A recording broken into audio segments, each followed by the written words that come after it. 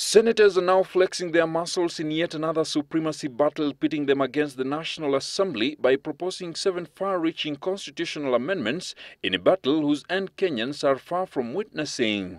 All these happening barely 3 years after the inception of the bicameral parliament under the new constitution. A referendum is inevitable, and therefore the processes that are being carried out, particularly by the Council of Governors, where they have already proposed a draft, we will most likely entertain anybody who is of the view that they ought to merge with our process. It can happen January 2017.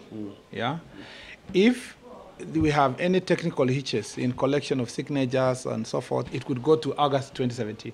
Key among the proposals in the draft Constitution of Kenya Amendment Bill of 2015, prepared by the 9-member committee, chaired by Elgeyo Marakwet Senator Kipchumba Murkomen, who have been meeting since June this year, is for the Senate to have an equal say in legislation of all laws in the country, with the provision that referrals for presidential assent be done jointly by the National Assembly and Senate speakers.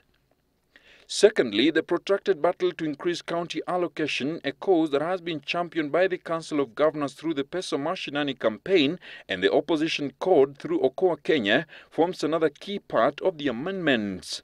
The committee therefore proposes to enhance the minimum allocation of revenue raised nationally that is allocated to county government to 40%, up from the minimum of 15% currently provided for in Article 203 of the Constitution. Senators also want a share in the appointment of senior state officers, a role that has been a preserve of the National Assembly.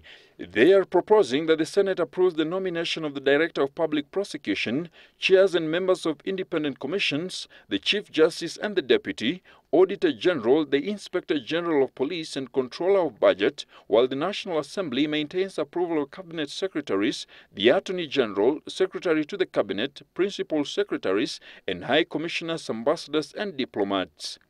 In addition, senators want to have a say in deployment of the military within the country's borders, to be fully involved in the budget-making process, as well as creation of the County Assembly Service Fund in order to entrench their independence.